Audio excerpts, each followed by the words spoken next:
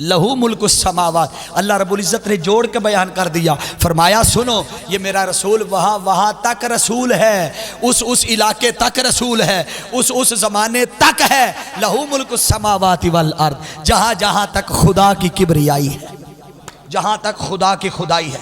پھر سورہ الانبیاء اٹھائیے، قرآن نے کہا وما ارسلناک الا رحمۃ للعالمین۔ پھر قرآن نے کہا، یہ سورہ فرقان کی آیت نمبر 1 کوڈ کر رہا، فرمایا تبارک الذی نزل الفرقان علی عبدہ لیکون للعالمین نذیرا۔ ہم نے اس مصطفیٰ پر جو اتارا ہے وہ بڑا بابرکت ہے، نزل الفرقان، جو اتارا ہے علی عبدہ، اپنے بندے پر، لیکون، توجہ، لیکون، جیسے فرمایا نا الیکم جمیعا، سب کے لیے، وہ سب کا ذکر وما ارسلناک الا رحمۃ لل، اونچا بولیے، رحمۃ للعالمین، اور آگے فرمایا لیکون للعالمین، لیکون للعالمین، فرمایا جو ہم نے اپنے رسول اپنے خاص بندے پہ اتارا ہے تاکہ وہ سب کو، قیامت تک آنے والوں کو ہمارا ڈر سناتا رہے، لیکون للعالمین نذیرا۔ حاضرین جی احتشام، پڑھنے کو اللہ کی عزت کی قسم 129 آیات صرف آیتیں پڑھ کے ترجمہ کروں تو کئی راتیں بیت جائیں۔ مقصود علم جھاڑنا نہیں، آپ کے عقیدوں کی پختگی ہے، تاکہ آپ کے عقیدے بچ جائیں اس دور پرفتن میں۔ اب سن لیں کہ جتنے نبی آئے ان نبیوں کو اللہ ہر قوم اور زمانے کے لیے بطور رول ماڈل بھیجتا رہا۔ بولیے سارے، کیا بطور رول ماڈل بھیجتا رہا نا، بطور رول ماڈل۔ اب سنیے، قرآن نے کہا وما خلقت الجن والانس الا لیعبدون، ہم نے جنوں اور انسانوں کو کس لیے بنایا؟ بولیے، اپنی عبادت کے لیے، اپنی بندگی کے لیے۔ تو اس کا مطلب ہے کہ اگر انسانوں کو عبادت اور بندگی کے لیے بنایا ہے تو یقیناً نبی بھی جو آتے رہے وہ بھی عبادت بندگی کرتے رہے۔ بولیے، وہ بھی اپنی عبادت اور بندگی اللہ کی کرتے رہے۔ وہ جتنے نبی آئے ان کی عبادت اور بندگی کو جب اللہ نے قرآن میں بیان کیا تو جب حضرت موسیٰ علیہ السلام، عیسیٰ علیہ السلام، نوح علیہ السلام، ان کا ذکر کیا تو کسی کو فرمایا انہ کان مخلصا وکان رسولا نبیا، کہ یہ میرا بڑا مخلص رسول ہے، بڑا مخلص نبی ہے۔ کسی کا تذکرہ کیا تو صادق الوعد کہا، یہ بڑا سچا نبی ہے، وعدے کا پابند نبی ہے۔ کسی کی کوئی خوبی بیان کی، کسی کی کوئی خوبی بیان کی۔ توجہ، جب حضور علیہ السلام کو بطور بندہ ذکر کیا، بطور، مجھے لگتا ہے تسی کہندے سو 2 گھنٹے خطاب ہونا چاہیے، 1 گھنٹے میں تھک گئے تھے۔ اگر نہیں تھکے تو ہاتھ اٹھا کے سبحان اللہ کہے، ابھی پتہ چل جاتا۔ آدھے ہاتھ نیچے رہ گئے، ایک دفعہ پھر کہیے ذرا سبحان اللہ۔ جب حضور کی بات آئی تو سورہ بنی اسرائیل اٹھائیے، ابتدا میں اللہ نے فرمایا سبحان الذی اسرا بعبدہ، پاک ہے وہ ذات جو لے گئی اپنے بندے کو، ساتھ خوبی بیان نہیں کی۔ جاگتے رہنا۔ باقی نبیوں کی بات آئی تو کسی کو صادق کہا، کسی کو وعدے کا پابند کہا، کسی کو مخلص کہا، کسی کو سچا نبی کہا، کسی کی کوئی خوبی بیان کی، کسی کی کوئی خوبی بیان کی۔ حضور کی بات آئی تو فرمایا بندہ، ساتھ خوبی نہیں بیان کی۔ قرآن کا ایک اور مقام لیتے ہیں، آپ سفر معراج ہی میں جا کر دیکھیں، قرآن کہتا ہے فَأَوْحَا إِلَىٰ عَبْدِهِ مَا أَوْحَا، ہم نے اتارا اپنے بندے پر جو کچھ ہم نے اتارنا تھا۔ تو صرف بندہ کہا اور وحی کا ذکر کیا، صرف بندہ کہا، ساتھ اس بندے کی خوبی۔ بولیے یار ذرا، اس بندے کی خوبی۔ آپ کہیں گے اچھا یہ بھی بات قرآن میں اللہ نے بیان کی ہے؟ ہاں، آپ دیکھیں کہ ایک طرف باقی انبیاء کی خوبیوں کو اللہ بیان کر رہا ہے کھول کھول کے، کسی کو کچھ کہا، کسی کو کچھ کہا، اور رسول کی کسی ایک خوبی کا ذکر بھی نہیں کیا۔ آپ پریشان ہو گئے ہوں گے یہ بات سن کے، ارے توجہ کرنا، یہی تو سوچنے والی بات ہے۔ مولا بتا، باقی کسی کو صادق کہہ رہا ہے، وعدے کا پابند کہہ رہا ہے، مخلص کہہ رہا ہے، مگر مصطفیٰ کو صرف بندہ کہا، حضور کی خوبی کیوں بات بیان نہیں کی؟ رب فرماتا ہے یہی تو تمہیں سمجھانا ہے، باقی جن کی خوبیاں بیان کی ان کی خوبیاں گننے میں آتی تھی، مصطفیٰ کی خوبیاں ہی اتنی تھی کہ گننے میں ہی نہیں آتی تھی۔ اور میں مصطفیٰ کی کس کس خوبی کو بیان کرتا؟ پارے تو 30 بنانے تھے، تو یہ تو خوبیاں ہی اتنی تھی کہ کئی پارے بن جاتے، اس لیے ہم نے مصطفیٰ کی کسی ایک خوبی کے ساتھ جوڑ کے بیان نہیں، آقا دو جہاں صلی اللہ علیہ وسلم کا کمال اور خوبیوں کا اگر مظہر دیکھنا ہے اور انتہا دیکھنی ہے تو اتنا دیکھ لو وَإِنَّكَ لَعَلَىٰ خُلُقٍ عَظِيمٍ کہ ہم نے مصطفیٰ کے اخلاق کو ان کا پیکر بنا کے بھیج دیا ہے، مصطفیٰ کو اخلاق کا پیکر بنا کے بھیج دیا۔ حاضرین عزیز احتشام، ہر نبی بطور رول ماڈل آتا رہا کہ اس زمانے کے لوگ اس نبی کو دیکھ کر اپنا کردار بناتے، اپنی سیرت بناتے، چال ڈھال بناتے، رہنے کا سلیقہ سیکھتے۔ ہر نبی کی امت اپنے نبی کے کردار کے مطابق، توجہ، تو جب تک یہ سلسلہ چلتا رہا نبی آتے رہے، رول ماڈل بن کے پیش ہوتے رہے، پھر جب زمانہ بیت جاتا اللہ اور نبی بھیج دیتا نیا رول ماڈل بنا کر، ماڈل بنتے رہے۔ توجہ ہے، رول ماڈل۔ بس میں تیزی سے ایک حدیث کوڈ کروں گا اور آخری حصے پہ چلا جاؤں گا، ان کی کیپیسٹی 2 گھنٹے والی نہیں ہے، ہاتھ اٹھا کے سبحان اللہ کہے ابھی پتہ چل جاتا۔ چلیں، جس کا نصیب ہوا سننے والا وہ سن لے گا، باقی اللہ کے سپرد، جو آتا ہے اپنے حساب کا جتنا اس کا دامن ہوتا ہے اتنا لے کے چلا جاتا ہے۔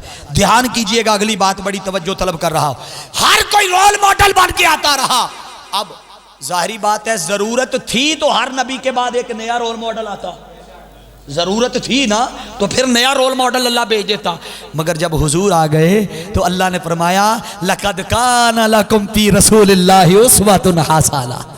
اب حضور کے آنے کے بعد کسی اور کی ضرورت نہ رہی۔ حاضرین ذی احتشام، اس لیے کہ تب تک نبی بنتے رہے جب تک خدا کلام کرتا رہا۔ بھئی نبی بنتا ہی کب ہے؟ جب خدا کلام کرتا ہے۔ اس کے کلام کرنے کے بغیر کوئی نبی، اونچا بولیے، کوئی نبی نہیں بن سکتا۔ وہ جب تک بندوں سے کلام کرتا رہا نبی بنتے رہے۔ کسی سے کلام کیا تو صفی اللہ بنا دیا، کسی سے کلام کیا تو ذبی اللہ بنا دیا، کسی سے کلام کیا تو نجیب اللہ بنا دیا۔ ہاں، وہ بناتا رہا۔ جب مصطفیٰ سے کلام کیا تو فرمایا میرے محبوب ہم کلام کرتے رہے، جب سے تجھ سے کلام کیا ہے میرے محبوب، تجھ سے کلام کرنے کے بعد اب قیامت تک ہم کسی اور سے کلام نہیں کریں گے۔ تو جب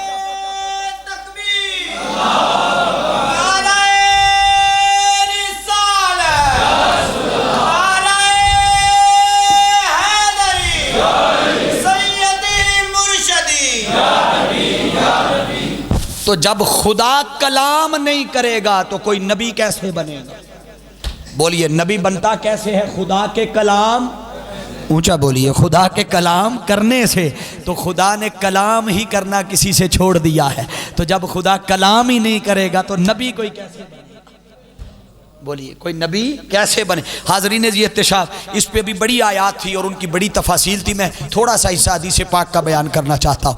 آقا دو جہاں صلی اللہ علیہ وسلم، یہ میں دوسرے حصے پہ بھی آیا ہوں، ابھی تیسرے حصے پہ جانا ہے۔ ابھی ایک حصہ میرا بیان ہوا ہے، 2 حصے جو میں نے ابتدا میں سمری پیش کی تھی ان میں سے پہلا حصہ بیان ہوا، 2 حصے رہتے ہیں۔ توجہ، تیزی سے پیش کروں گا۔ حدیث پاک ہے، انل ارباز ابن ساریہ قال قال رسول اللہ صلی اللہ علیہ وسلم انی عبد اللہ۔ آقا علیہ السلام نے فرمایا میں اللہ کا بندہ، بولیے کیا ہوں؟ اللہ کا بندہ ہوں، وخاتم النبیین، اور میں آخری نبی۔ بولیے کیا فرمایا؟ میں آخری نبی ہوں۔ پھر آقا دو جہاں صلی اللہ تعالیٰ علیہ وسلم نے ارشاد فرمایا، ان ارباز بن ساریہ روایت کرتے ہیں، قال رسول اللہ صلی اللہ علیہ وسلم، فرمایا مکتوب بخاتم النبیین وان آدم لمنجدل فی طینتہ۔ آپ فرماتے ہیں کہ حضور نے فرمایا میں اس وقت بھی اللہ کے ہاں نبی لکھا جا چکا تھا جب آدم علیہ السلام کا ابھی پیکر خاکی تیار کیا جا رہا تھا، میں تب بھی اللہ کے ہاں۔ اور یاد رکھ لیں، نبی کی یہ شان ہوتی ہے کہ اسے 20 30 40 سال بعد جا کے نہیں پتا چلتا کہ اوہ میں تو نبی ہوں، نہیں، وہ جیسے پیدا ہوتا ہے اسے پیدائش کے ساتھ علم ہوتا ہے میں اللہ کا نبی۔ بولیے میں اللہ کا بولیے نبی. اب تیسری حدیث کوٹ کر رہا ہوں. آقا دو جہاں صلی اللہ تعالیٰ علیہ وسلم کی روایت. حضور تاجدار کائنات صلی اللہ علیہ وسلم نے فرمایا, روایت راوی ہے حضرت ابو ہریرہ رضی اللہ تعالیٰ, فرمایا قال رسول اللہ صلی اللہ علیہ وسلم فضلت علی بست اعطیت جوامع الکلم ونصرت بالرعب واحلت لی الغنائم وجعلت لی الارض مسجدا وطہورا وارسلت الی الخلق کافہ وختم بی النبوہ. آقا علیہ السلام نے فرمایا کہ رب کائنات نے, تاجدار کائنات صلی اللہ علیہ وسلم نے فرمایا 6 چیزوں کے باعث مجھے باقیوں پر فضیلت عطا کی. کتنی چیزیں؟ بس اس حدیث کا مفہوم بیان کر کے میں آخری حصے کی طرف چلا جاتا ہوں, وہ آپ کے لیے انف ہے. قرآن مجید کی آیات کی روشنی میں عقیدہ ختم نبوت. توجہ, حضور نے فرمایا مجھے جوامع الکلم عطا کیا گیا, جامع بنایا گیا کہ کائنات کی ہر چیز کی جامعیت مصطفیٰ پہ ختم کر دی. ہر چیز, کوئی کمی رہنے ہی نہیں دی گی. کلام کی بات ہو, وحی کی بات ہو, عطاؤں کی بات ہو, اللہ نے اتنا عطا کر دیا ہے ہر پہلو میں کہ اپنا وعدہ نبھا دیا رب نے. جس نے کہا تھا وَلَا سَوْفَ يُعْتِيكَ رَبُّكَ فَتَرْضَىٰ, محبوب تجھے اتنا عطا کریں گے کہ تو ہم سے راضی ہو جائے. کوئی کمی رہی نہیں. آگے فرمایا کہ پھر دوسری چیز فرمایا میری روب کے ساتھ مدد کی ہے رب نے. کس کے ساتھ؟ اونچا بولیے, روب. آپ عرف عام میں آپ ایک دوسرے کو کہتے ہیں وہ بڑا روبدار بندہ. روبدار بندہ, روبدار سے مراد وجاہت والا, کہ جس کو دیکھ کر ہی اگلا بندہ کانپنا اور اپنی انسلٹ فیل کرنا شروع کر دے اور اپنے آپ کو اس سے کم تر سمجھ. اللہ نے اپنے محبوب کو اتنا روبدار ہستی بنایا اور روب والی شخصیت بنایا. یہاں ایک واقعہ کوڈ کرنا چاہتا ہوں شارٹلی. ایک جنگ کا موقع تھا, آقا علیہ السلام ایک درخت کے ساتھ ٹیک لگا کر بیٹھے ہوئے تھے. جب ٹیک لگا کر حضور تشریف فرما تھے تو ایک شخص آیا, اس نے آ کر آقا علیہ السلام پر تلوار تانی اور تلوار تان کر کہا اے محمد بتا اب تجھے مجھ سے کون بچائے گا. توجہ, اب تجھے مجھ سے کون بتائے. آقا علیہ السلام نے چشمان مقدس کھول کر بس یوں دیکھنے کی دیر تھی. حضور کے دیکھنے کی دیر سی اس شخص پر کپ کپی تاری ہوئی اور اس کے ہاتھ سے تلوار گر گئی. حضور کا رعب برداشت نہ کر سکا, تلوار ہاتھ سے گر گئی. حضور نے تلوار وہی پکڑی اور پکڑ کر کہا بتا اب تجھے مجھ سے کون بچائے گا. بعد ازاں آگے وہ لمبی حدیث پاک ہے کہ اس شخص نے حضور کی بارگاہ میں کلمہ پڑھا اور ایمان لے آیا. بتانا مقصود یہ ہے کہ اللہ نے اپنے محبوب کو وہ روب عطا کیا. تیسری چیز فرمایا میرے لیے اللہ رب العزت نے مال غنیمت حلال کیے. پھر فرمایا میرے لیے ساری زمین کو پاک کر دیا اور سجدہ گاہ بنا دیا, سجدہ گاہ بنا دیا. پھر فرمایا میں تمام مخلوق کی طرف اللہ کا رسول بنایا گیا ہوں اور مجھ پر نبوت ختم کر دی گئی ہے.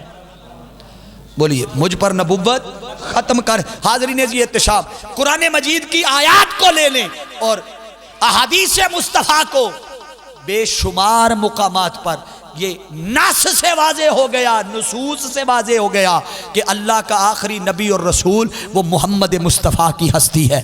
یہ اعلان قرآن نے بھی کیا, حدیث مصطفیٰ نے بھی کیا. نہ صرف حضور نے اور قرآن نے اعلان کیا بلکہ آقا دو جہاں صلی اللہ علیہ وسلم نے تو یہاں تک فرما دیا. یہ روایت ہے, حضور نے فرمایا ان ثوبان رضی اللہ تعالیٰ عنہ قال رسول اللہ صلی اللہ علیہ وسلم سیکون فی ثلاثون کذابون. آقا علیہ السلام نے فرمایا کہ میری امت میں 30 جھوٹے مدعیان نبوت آئیں گے.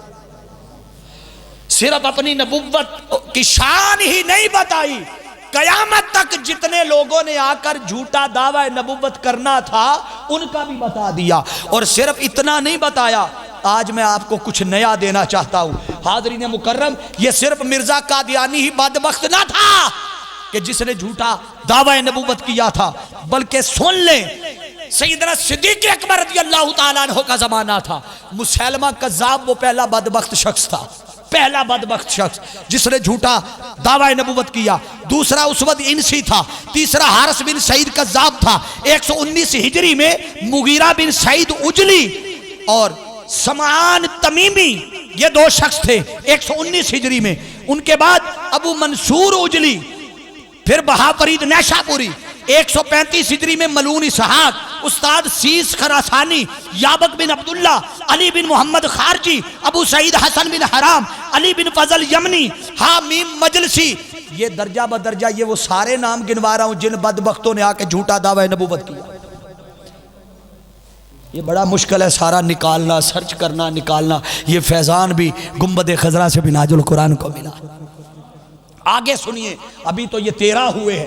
14ویں نمبر پر عبدالعزیز باسندی، 15ویں نمبر پر ابو منصور اسبی، ابو طبیب احمد بن مطلبہ اصغر تغلبی، پھر احمد بن قیس، عبدالحق مرسی، عبدالعزیز طرابلسی، اور 21ویں نمبر پر مرزا غلام احمد قادیانی آیا. یہ 21 لوگوں نے اب تک جھوٹا دعویٰ نبوت کر چکے. 21 لوگ. سنیے 1835 میں یہ بدبخت پیدا ہوا. کب؟ اونچا بولیے ذرا. کب؟ 1835 میں. اب سن لیجئے، یہ بیسیکلی جو پروڈکٹ ہے یہ برطانوی سامراج کی پروڈکٹ ہے. یہ جو قادیانی ہے، قادیانی یہ برطانوی سامراج کی پروڈکٹ ہے. اور اس بر صغیر پاک و ہند میں اس کو پروموٹ کرنے والے اور اس فتنے کے بیج کو اگانے والے، اس کو تناور درخت بنانے والے پیچھے وہ سامراجی طاقتیں تھی جو در حقیقت مسلمانوں کی پوری دنیا پر جو عرصہ دراز اسلام کی حکومت دیکھ کر گھبرا چکے تھے. جب وہ گھبرا چکے تھے انہوں نے دیکھا کہ مسلمانوں کو تو اب شکست دینا ہی مشکل ہو گیا ہے. کیوں کہ ان کے پاس باقی ہے بھی کچھ نہیں ہے، غریب بھی ہیں. سب کچھ نہ ہونے کے باوجود بھی دن بدن عروج پا رہے ہیں، ترقی پا رہے ہیں. یہ ترقی کی وجہ کیا تھی اور عروج کی وجہ کیا تھی اور پوری دنیا پر حکومت کرنے کا سبب کیا تھا؟ اللہ کی عزت کی قسم اور کوئی سبب نہ تھا. وہ عشق و ادب محبت مصطفیٰ تھی جس نے امت کو دن بدن عروج بخشا.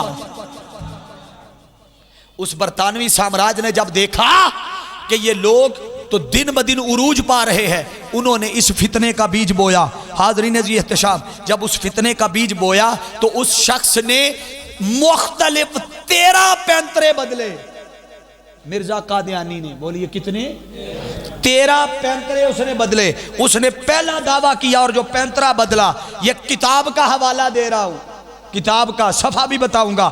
یہ مرزا قادیانی کی اپنی کتاب ہے جس میں وہ لکھتا ہے. کتاب کا نام ہے روحانی خزائن اور دوسری کتاب ہے کتاب البریہ.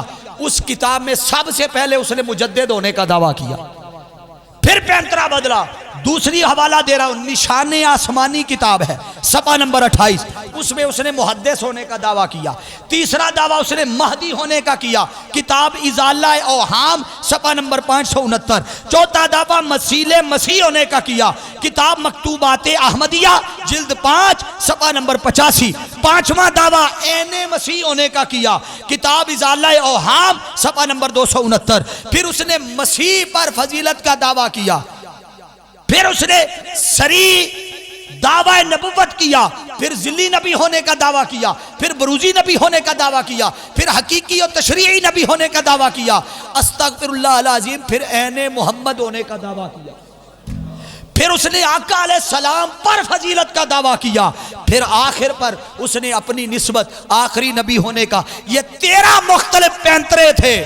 اب سنیے، میں مضمون کا رخ تھوڑا سا بدلنے لگا تاکہ ایک طرف کو اس کا یہ بد کرداری ہے، بدبختی ہے، اس کی نجاست ہے، ناپاکی ہے، اس کی یہ 2 نمبریاں ہیں، بدنیتیاں ہیں.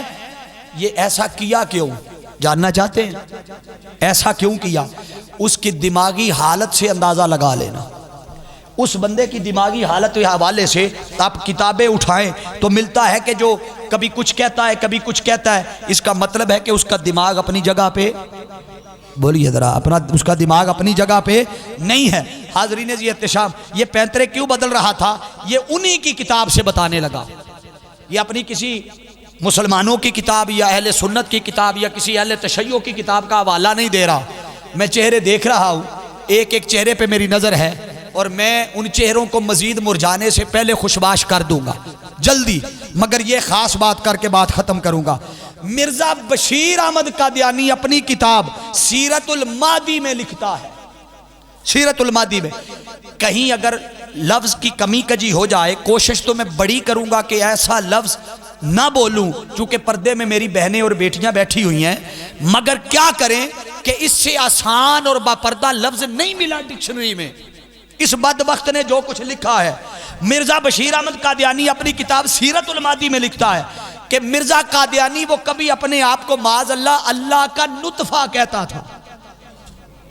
اب آپ اندازہ کر لیں کہ جو بار بار نبی ہونے کا دعویٰ کر رہا ہے اور آخری نبی اور کبھی کچھ اس کے دماغی حالت یہیں سے اندازہ کر لیں. پھر وہ کہتا ہے کبھی خدا کا بیٹا ہونے کا دعویٰ کرتا اور اس سے آگے جا کر وہ کبھی خدا کی بیوی ہونے کا دعویٰ کرتا. یہ سب کچھ ان کی کتاب کا حوالہ دے رہا ہوں. کتاب کا نام سیرت المہدی، مرزا بشیر احمد قادیانی کی لکھی کتاب ہے. پھر آگے یہاں تک وہ کہتا کہ کبھی کبھی مجھ پر خاص ایام کا نزول بھی ہوتا ہے. اب اس سے آسان اور سادہ لفظ میں نہیں بتاتا. وہ کچھ لوگوں پر، کچھ جنس پر خاص ایام آتے ہیں تو وہ کہتا ہے کبھی کبھی وہ دن بھی مجھ پر طاری ہوتے ہیں.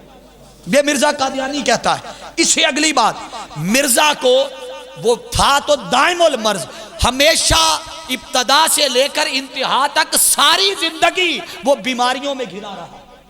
ساری زندگی کبھی اس کو شوگر نے لے لیا، کبھی کسی بیماری میں مبتلا، کبھی سر درد میں مبتلا، کبھی ٹانگوں کی درد، کبھی جسم کی درد، کبھی پٹھوں کی درد، کبھی جوڑوں کی درد، کبھی گھٹنوں کی درد، کبھی کوئی بیماری، کبھی بخار، کبھی کچھ. ساری عمر وہ بیماریوں میں رہا. دائم المرض تھا. کیا تھا؟ دائم المرض.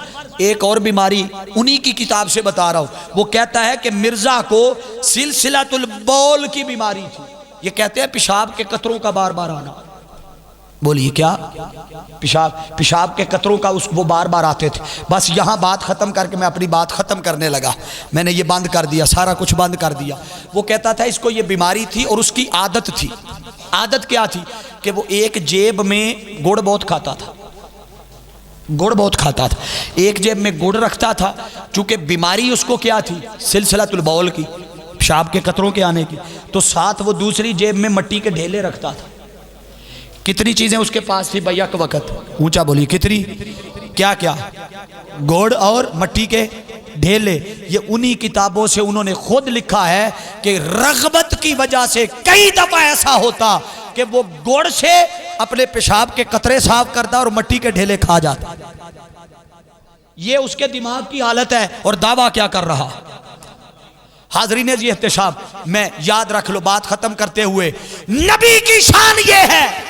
اس سے اگلی بات وہ کیا کہ اس کو تو اتنی عقل بھی نہیں تھی. وہ لوگوں سے نصیحت لیتے ہوئے پوچھتا تھا مجھے بتاؤ جوتے کی سمجھ نہیں آتی تھی پہنتے ہوئے کہ الٹا کون سا ہے، دایاں پاؤں کون سا ہے، بایاں کون سا ہے.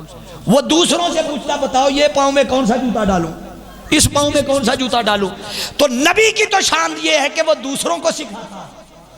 نبی کی شان تو یہ ہے دوسروں کو رائے دیتا ہے، دوسروں کو نصیحت، بولیے ذرا، دوسروں کو نصیحت دیتا ہے، کسی سے نصیحت لیتا نہیں. انہی کی کتابوں سے بتا رہا ہوں کہ وہ جرابیں بھی الٹی پہنتا تھا. ارے جسے جرابیں پہننے کی تمیز نہ ہو وہ نبی کیسے ہو سکتا ہے؟ اور آخری بات ختم. نبی کی شان یہ ہے کہ جہاں اللہ کے نبی کی وفات ہوتی ہے وہیں اللہ کے نبی کا مدفن بنتا ہے. بولیے وہاں اللہ کے نبی کا. اور اگلی شان اس سے بڑی یہ ہے کہ کبھی بھی نبی کی بارگاہ میں جب بھی کبھی اسرائیل موت کا فرشتہ آیا تو اس نے آ کر پہلے اجازت طلب کی اور اجازت طلب کرتے ہوئے پوچھا کہ بتائیے ابھی آپ دنیا میں رہنا چاہتے ہیں یا اللہ کی بارگاہ میں لے جائیں آپ کو. وہ پہلے پوچھتے. حضرت موسیٰ علیہ السلام کی بارگاہ میں آئے تھے نا اسرائیل، حضرت موسیٰ علیہ السلام کی بارگاہ میں آئے تو آ کر کہا کہ میں آپ کی روح قبض کرنے آیا. حضرت موسیٰ علیہ السلام نے رکھ کے تھپڑ مارا. وہ در حقیقت انہیں ادب اور تعظیم سکھا رہے تھے کہ نبی کی بارگاہ میں آ رہے ہو سننا، ابھی تو میرے پاس آ گئے ہو نا تو تم جیسے بھی آگے تمہیں کیا خبر، میرے بعد جس نبی کی باری آ رہی ہے وہ محمد مصطفیٰ کی ہستی ہے، اس بارگاہ کی بے ادبی نہ کرنا. در حقیقت انہیں ادب سکھایا جا رہا تھا. حاضرین جی احتشام، یہ بدبخت وہ تھا کہ واش روم میں گیا. بات سنیے، نبی جہاں وصال ہوتا ہے وہیں مدفن، مگر یہ شخص واش روم میں جاتا ہے، اس کو تو واش روم سے نکلنے کی بھی مہلت نہ ملی. یہ واش روم میں گیا وہیں اس کی موت واقع ہو گئی. ارے جس کی واش روم میں موت واقع ہو جائے وہ شخص کبھی نبی نہیں ہو سکتا. وہ فتنہ ہو سکتا ہے، فساد ہو سکتا ہے، بربادی ہو سکتا ہے، مگر اللہ کا نبی، بولیے اللہ کا نبی، اللہ کا آخری نبی وہی ہے جس کے چہرے پر، جس کے ماتھے پر رب کائنات نے ختم نبوت کا تاج سجا کر سارے نبیوں کا امام بنا دیا. بولیے سارے نبیوں کا امام بنا دیا۔ اب چونکہ پرچیاں تقسیم ہونے لگ گئی ہیں، میری گفتگو کا ایک خاص حصہ رہتا ہے، وہ زندگی میں پھر کبھی موقع ملا تو کسی اور چیز کے ساتھ جوڑ دوں گا، مگر آپ اگر چاہتے ہیں کہ آپ کے عقیدوں کو تقویت ملے، آپ کے عقیدوں کو بقا ملے، تو آئیے اس دور میں تحریک منہاج القرآن اس جوانوں کے عقیدوں کو بچانے کے لیے لاہور میں شہر اعتکاف سجاتی ہے۔ 10 روزہ شہر اعتکاف سجتا ہے، 10 روزہ حضور شیخ الاسلام کی سنگت اور صحبت، شب و روز قرآن کی تلاوت، دنیا بھر کے اعلیٰ قسم کے قاری وہاں آ کر قرآن پڑھتے ہیں، دنیا بھر کے اعلیٰ ثناخوان وہاں ثناخوانی کرتے ہیں، شاندار پروگراموں کا انعقاد کیا جاتا ہے، ہر وقت درود و سلام کے گجرے، عبادت، قرآن کی تلاوت، تربیت، سب کچھ جہاں ملتا ہے وہ تحریک منہاج القرآن کا پلیٹ فارم، اور آخری اعتکاف تھے کہ 10 دنوں میں سجنے والا شہر اعتکاف ہے۔ مرد اور خواتین کم و بیش 1000 کی تعداد میں ہر سال وہاں اجتماعی اعتکاف بیٹھتے ہیں، اور یہ آپ میں سے اگر کوئی گیا ہو وہاں، کوئی گیا ہو تو اسے خبر ہے۔ ہاں حاضرین ذی احتشام، چونکہ میں وقت بچانے کی غرض سے میں اختتام کر رہا تھا، مگر وہ جو پیغام میرا آخری تھا مجھے یاد دہانی کروا دی گئی، یاد رکھ لو آگے ماہ رمضان آ رہا ہے، آپ کو خبر ہے نا سب کو؟ بولیے اچھا رمضان کا نام سنتے ہی آدھے بندے پریشان ہو گئے کہ انہوں نے مہینہ کنج گزارا۔ خدا کے بندو یہ خدا کی نعمت آ رہی ہے، اور سن لو آپ میں سے کئیوں کو نہیں علم ہوگا، وہ سن لیں، یہ رمضان کوئی چھوٹی موٹی شے نہیں ہے، یہ وہ ہے کہ جسے رب کی بارگاہ سے مصطفیٰ کو شب معراج بطور تحفہ دیا گیا۔ آپ کے نبی کو کوئی تحفہ ملے اور وہ تحفہ آگے اپنے پاس سنبھال کر رکھنے کی بجائے امت کو گفٹ کر دیں، بولیے آپ اپنے یاروں دوستوں کے تحفے سنبھال کے قدر و قیمت کے ساتھ رکھتے ہیں یا نہیں؟ بولیے ذرا سارے رکھتے ہیں نا؟ تو یہ مصطفیٰ نے آپ کو تحفہ دیا ہے، تو کیا خیال ہے اگر اس نبی جس کا ہم کلمہ پڑھنے والے ہیں اس کے تحفے کی قدر نہیں کریں گے تو رب راضی ہوگا؟ بولیے رسول راضی ہوگا؟ آقا دو جہاں صلی اللہ علیہ وسلم کا معمول تو یہ تھا، سید عائشہ صدیقہ رضی اللہ تعالیٰ عنہ روایت فرماتی ہے، آپ فرماتی ہے سوائے کسی اور مہینے کے میں نے آقا دو جہاں صلی اللہ علیہ وسلم کو نہیں دیکھا کہ وہ شعبان کے روزے اتنی کثرت سے رکھتے کہ رمضان کے روزوں کے ساتھ انہیں جوڑ دیتے۔ یعنی رمضان کا مہینہ تو روزے ہیں ہی ہیں، مگر مصطفیٰ ماہ شعبان کے بھی سارے روزے رکھتے۔ اب اس روزے کی یہی سے آپ اہمیت کا اندازہ کر لیں، اور رمضان کا مقصد در حقیقت امت کو تقویٰ دینا ہے۔ بولیے کتب علیکم الصیام کما کتب علی الذین من قبلکم، یہ صرف آپ کو نہیں دیے، جیسے آیات پہلوں پر بھی آئی وہی پہلوں پر بھی آئی، اس پر ایمان لانے کی بات ہے یا نہیں؟ بولیے قرآن نے کہا کہ نہیں اس پر بھی ایمان لاؤ، تو صرف ان پر جو کچھ اتارا وہی کچھ نہیں اتارا، فرمایا یہ روزے تم سے پہلی امتوں کو بھی دیے تھے۔ کیوں دیے؟ من قبلکم لعلکم تتقون، تاکہ تم متقی بن جاؤ، پرہیزگار بن جاؤ۔ حاضرین ذی احتشام، جب حضور کا کوئی غلام اور امتی روزہ رکھتا ہے تو یقیناً جب صبح سحری سے لے کر شام تک جب وہ بھوکا رہتا ہے، پیاسا رہتا ہے، اور اکیلا خلوت میں ہونے کے باوجود جب اسے کنفرم ہے کہ مجھے اللہ کے سوا کوئی اور دیکھ، بولیے کوئی اور دیکھ نہیں رہا، اس کے باوجود وہ صبر کا دامن ہاتھ سے نہیں چھوڑتا، نہ وہ پانی کا قطرہ پیتا ہے، نہ وہ روٹی کا لقمہ کھاتا ہے۔ یہ کیا تھا؟ یہ در حقیقت وہ درس تھا جو رب کسی بھوکے اور مخلوق کے لیے سکھا رہا تھا کہ ذرا سوچ اس شخص پر کیا بیتتی ہوگی جسے کئی کئی دن بھوکا اور پیاسا رہنا پڑتا ہے۔ یہ در حقیقت درس انسانی تھا کہ دوسروں کا احساس اور ہمدردی انسان کے اندر پیدا کرنے کے ساتھ ساتھ انسان کو تقویٰ سکھایا جائے۔ حاضرین ذی احتشام، یاد رکھ لو ان روزوں جیسی عبادت کے ذریعے آپ کو آقا دو جہاں صلی اللہ علیہ وسلم کی رضا بھی میسر آئے گی، خدا کی رضا بھی میسر آئے گی۔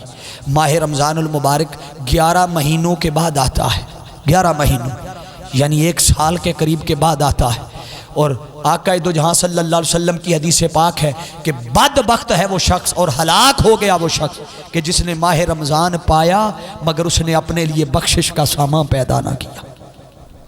بدبخت ہے وہ شخص۔ اب ذرا سوچو اس مہینے کی اہمیت اور فضیلت کتنی ہوگی کہ جس میں اللہ رب العزت آقا علیہ السلام نے فرمایا کہ رب کائنات شیاطین کو ہی قید کر دیتا ہے، شیطان کو ہی جکڑ دیتا ہے۔ کیوں؟ شیطان کو کیوں جکڑ دیتا ہے؟ ہاں اس لیے جکڑ دیتا ہے تاکہ وہ میرے بندے جو ہر بار کہتے ہیں کہ مولا اے کام میرے کو شیطان نے کروایا میں انہاں دے بہانے تے بند کراں۔ اب جس نے رمضان پانے کے باوجود بھی جو کچھ کرنا ہے اس کا مطلب ہے اس نے ساری اپنی ہمت اور طاقت کے بل بوتے پہ کیا ہے، اس میں شیطان کا بھی قصور نہیں ہے۔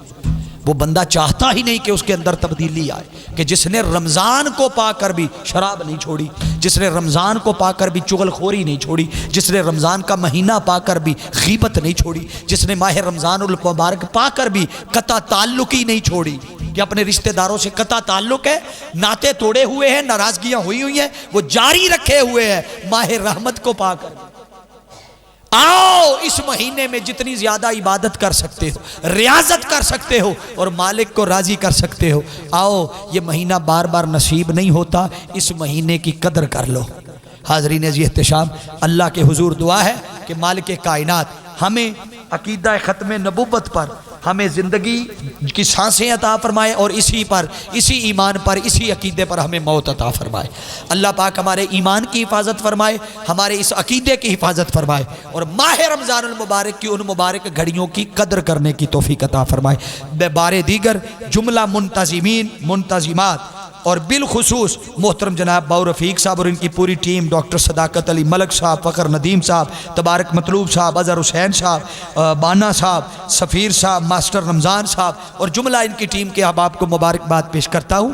مالک کائنات آقا علیہ السلام کی غلامی اور نسبت کا صدقہ اور عقیدہ ختم نبوت پر ایمان کی پختگی کا صدقہ اللہ رب العزت ہم سب کے حال پہ لطف و کرم فرمائے، اور یہ جو کچھ آپ کے لیے کہا یہ سب کچھ میری ماؤں، بہنوں اور بیٹیوں کے لیے بھی ہے۔ اللہ رب العزت انہیں بھی سیدہ کائنات بطول زہرا کی چادر تطہیر کا سایہ نصیب ہو۔ اللہ میری آپ کی حاضری قبول فرمائے۔ وما علیہ الا البلاغ المبین۔